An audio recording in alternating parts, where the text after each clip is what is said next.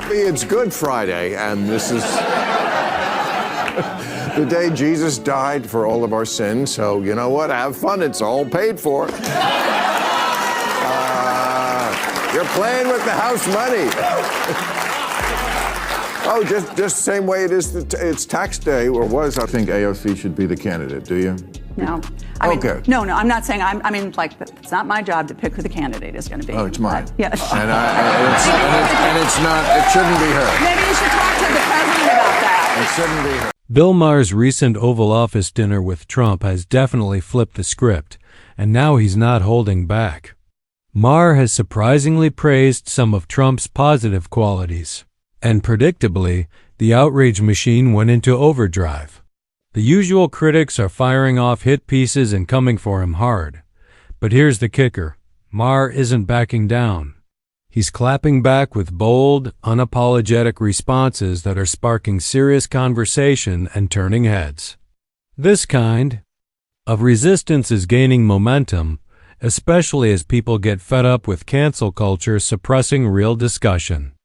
If you're over the noise and ready to see someone fight back against censorship, stay tuned, because Maher's comeback might just be the game changer they didn't see coming. To this country, because he's such a little baby that he's thrown 250 years of democracy out the window by not accepting the results of an. I mean, it's so crazy. He's such a sociopath. He's so insane. He just couldn't admit to losing. And we know he lost. He knows he lost. And look how he's fooled everybody. He's convinced all these people that he didn't lose. He's such a sick man. He's so sick. Anyway, no, it hasn't impacted me at all. The modern left is digging itself deeper into the same mistakes that have led to major losses in the past, and now Bill Maher isn't holding back. He's not backing down to cancel culture. Instead, he's calling out the radical left for their contradictions. But here's the real sting. Maher pointed out something that drives the woke crowd crazy. Trump, despite his flaws, has a level of strength and authenticity that the left just can't replicate. It's a tough truth for them to swallow, and it's hitting harder than ever. Maher is shining a light on the hypocrisy, and the left doesn't know how to respond. He's totally in the right to do it, and I loved his monologue. Even though I disagree with most everything he believes politically, he was right to do this, and he was right to speak out about it. But this isn't about that dinner. It's about the next one, because this is the modern left. It's an attempt always to intimidate people into not ever doing it again. It's to silence yourselves, or we'll do it for you. That's the purpose of this op-ed, so that the next comedian or the next person on the American left chooses not to speak to Donald Trump. This is all an effort to get people not to do what you just said, which is to talk to. I voted for Obama, I voted for Clinton, but the idea that I could talk to them as freely as I felt this conversation was going is emblematic to me of why the Democrats lose the elections. Because they just don't feel that this is like a real person. And I know it's so weird to say that about Donald Trump, who I've said a jillion times is, a whiny little bitch. I mean, I could go through my greatest hits of like insults, but this was about getting past that and maybe seeing that if we met in person, we don't hate each other as much, and we don't. And I'm sorry, I'm not going to like pretend that's a bad thing. Exactly. Maher is standing his ground and calling out the woke crowd with confidence. He's been systematically breaking down their arguments, and it's been a masterclass in exposing their contradictions. Even on sensitive issues like Israel and Palestine, Maher didn't shy away from giving his perspective. He dismantled the woke viewpoints with clarity, and anyone who's paying attention can see where he's coming from. That's what's got the left rattled. The fact that Maher isn't afraid to highlight their inconsistencies and hypocrisy. Sure, it makes them uncomfortable, but these are the kinds of tough conversations. In this book called The Bible, it says the Jews built a temple with a really big wall 7 centuries before Muhammad or Islam ever existed, and sure as shit, you can still go there and touch it. Calling Jews colonizers in Israel is like calling Native Americans colonizers here. It's ridiculous. To mark the October 7th anniversary, we must launch a campaign to educate young Americans about the Middle East. And the way I'd like to begin that process is by addressing an open letter to Chappell Roan, a great new recording artist who, like a Hezbollah pager, is really blowing up. Chappell, if you think it was repressive growing up queer in the Midwest, try the Mideast. Chappell, did you know that for 2,000 years, Palestine was like an Uber driver with a 3-star rating? Nobody wanted it. And there was never any Arab country called Palestine. Chappell, you're not wrong that oppression is bad, or that Palestinian and many other Muslim populations are oppressed and deserve to be freed. You just have it completely ass backwards as to who is doing the oppressing. Hamas is a terrorist mafia that took over Gaza. These are the oppressors. And when you make it all about Israel, you take the pressure off of them. You enable them. Gender may not be binary, but right and wrong kind of is.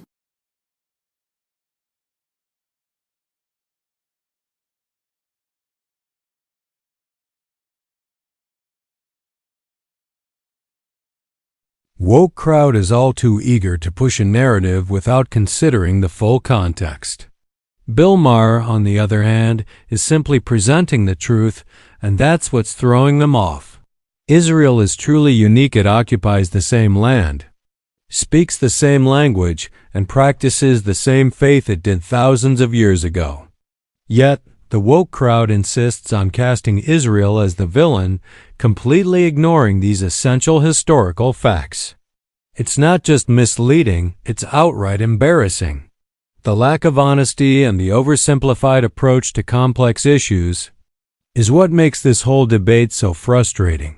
Acknowledges male-female distinctions. What a concept, right? Oh, of course. I mean, of all the low-lying fruit that the Democrats just like hand the Republicans to win elections, that's the one. you know, it's so funny. I joked around with my team the other day. I said, are they really going to just let us win every national election on this no men and female sports thing? Right. Like, they can't surrender on this one issue. It's so ridiculous. It's a 90-10 issue. Yeah. There's 890 medals and trophies of men winning these competitions. You lost Gavin Newsom on this. Okay? Take that as a hint, right? I mean, I think you were I was the one that asked the question. Right. Yeah. No, And he that's said, issue of fairness. That the best legal minds in Britain spent years having to work out the first thing we knew as a species.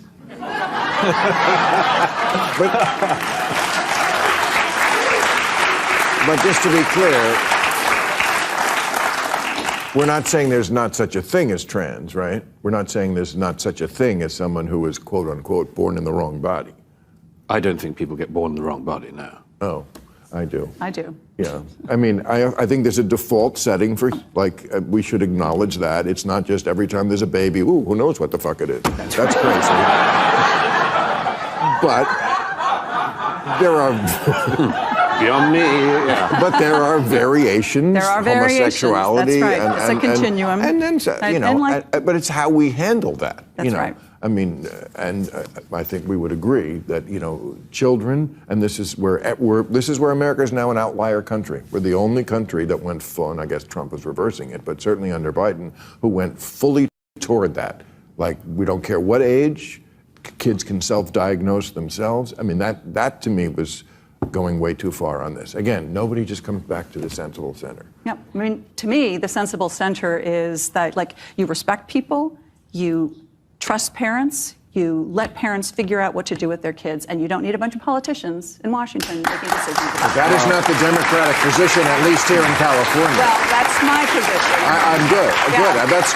I think that's where the Democratic Party should. That is not the position that we've had here in California, which is like, don't tell the parents what the kids are doing at school. That's a whole, and that you really alienate voters. Yeah. Parents are voters. When you're not a parent yet, you know, it's like, oh, voting, whatever, you know. Sex is not a spectrum. I mean, it's male and female. There are some people with very unusual conditions who deserve absolute sympathy and support. But that does not mean that we're a hermaphroditic species. We're just not. No, but that's not it. No, not the whole species. But this goes back, I mean, I don't want to use the term chicks with dicks, but I could. You did. I mean, this goes back to like ancient Rome, and like there was always people who were like not quite one. It's not hard to get to toleration and acceptance without rewriting biology. Right. Right. Maher is using facts and logic to tear down the woke narrative, and it's hitting them hard. His pushback isn't just a disagreement, it's a game-changing move that's sparking real conversation. But the real twist comes with Tyra's perspective on Maher's decision to attend the dinner with Donald Trump. That adds a new level of complexity to the whole debate, and it's definitely something worth diving into. Thanks for watching, and don't forget to share your thoughts in the comments. If you enjoyed the video, be sure to like and subscribe. There's plenty more content coming your way.